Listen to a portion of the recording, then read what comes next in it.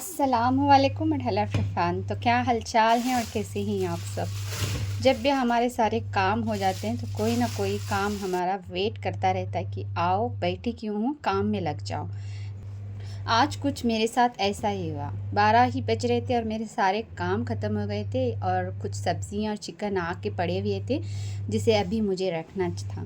तो जब भी इस तरीके का बड़ा बड़ा सा चिकन आ जाता है और सारा का सारा बोनलेस रहता है तो ये तरीका मुझे बहुत ही बेस्ट लगा। ये आलू स्लाइसर है, यानी आलू छीलने वाला स्लाइसर है। इससे मैं चिकन को साफ़ कर लेती हूँ।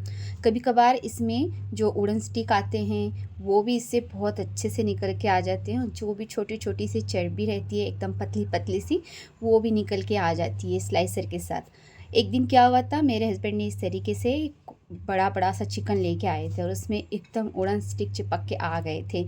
जब वो कटिंग करते हैं ना खाटी, तब तो वो निकल ही नहीं रहे थे। उसे मैं हाथ से खींच खींच के निकाल रही थी लेकिन निकल नहीं रहे थे। तब मैंने ये स्लाइसर का यूज़ की तो मुझे तब से ये बहुत आसान और बेस्ट तरीका लगता है चिकन को साफ़ करने का। तो इस तरीके से कोई बोनलेस चिकन होता है तो मैं इसी तरीके से इसे साफ़ कर लेती हूँ। और 1 चम्मच विनेगर के पानी में हमें इसे थोड़ी देर के लिए डिप करके रखना है ताकि इसमें जो भी स्मेल है और जो भी ब्लड है सारा निकल के जाए और चिकन एकदम चमकने लगे। तो यहाँ पे अभी ये चिकन मैंने अच्छे से वॉश करके सब पानी ड्रेन होने के लिए रखी हूँ। और कुछ सब्जियाँ थी जो चीकड़ में भर के आई थी, उसे भी मैंने वॉश करके यहाँ पे साइड में रखती हूँ। अब मुझे लगी थी ज़ोर की भूख, अभी 1 ही बज रहा था तो ज़ोहर की अज़ान अभी हुई नहीं थी।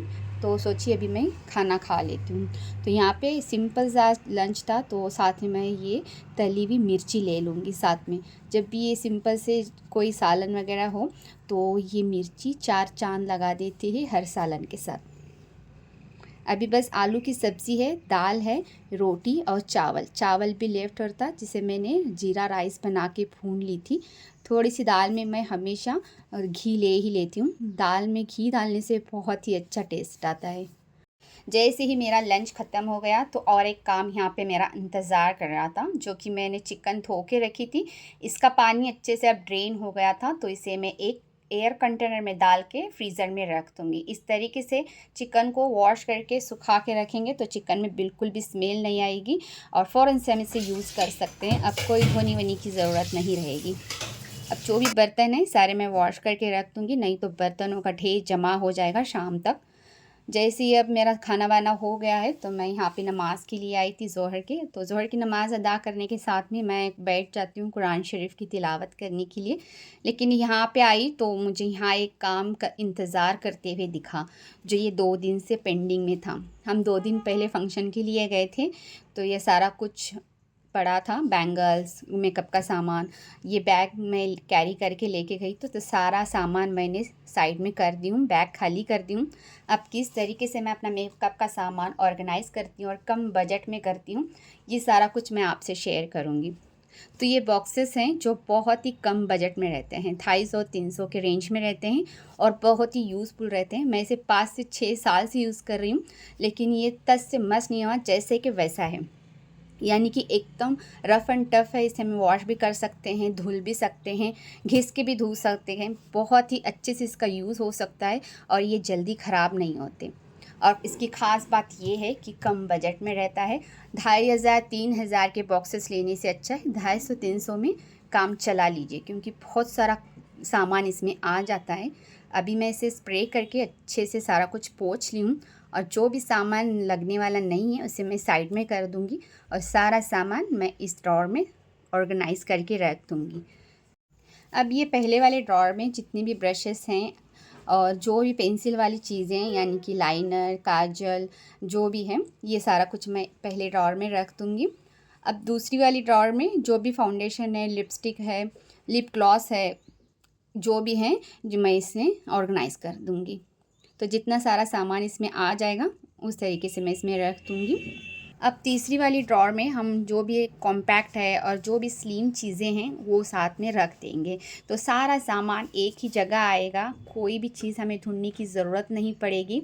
अब जब भी कहीं जाना हो तो इसी ड्रॉर में से हम निकालेंगे और एक छोटी सी बैग में कैरी कर लेंगे और आने के बाद दोबारा से हम इसी में सारा कुछ सेट करके रख देंगे।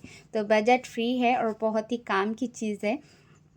जहाँ हम 2,500, 3,000, 4,000 बैग में पैसे डालते हैं मेकअप के, वहाँ हम 250-300 में भी काम कर सकते हैं। तो बहुत ही बजट फ्री है।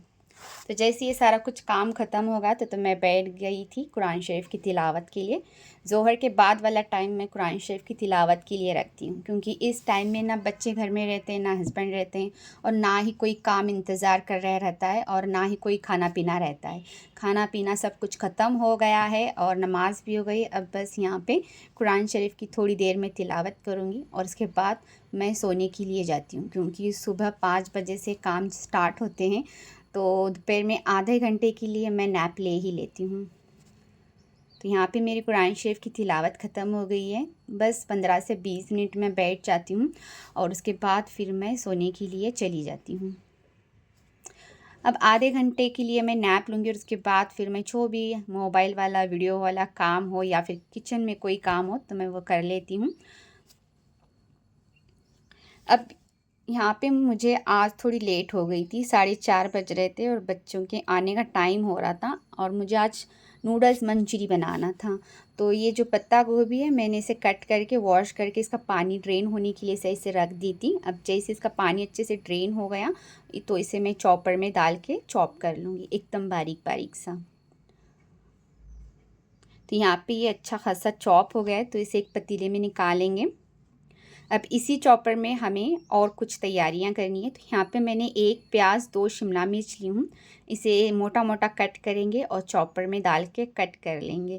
चॉपर रहने से बहुत हमें आसानी हो जाती है, जब भी कभी देर हो जाए तो चॉपिंग वाला काम बहुत जल्दी हो जाता है। नहीं तो जो काम चॉपिंग वाला रहता है वही लेट रहता है, नहीं तो कुकिंग बहुत जल्दी हो जाती है हमारी। तो ये चॉपिंग वाला काम यहाँ पे हो गया है। अभी इसमें मैंने हरी मिर्ची, लहसुन, अदरक, ये तीनों को मैंने एकदम दरदरा कूट कर इसमें डाल दी हूँ। बिल्कुल भी फाइन पेस्ट हम इसमें ऐड नहीं करना लहसुन अदरक की। अब बेसिक से स्पाइसेस इसमें डालेंगे, ज़ीरा पाउडर, धनिया पाउडर, काली मिर्च पाउडर, थोड़ा सा चाट मसाला ऐड करेंगे।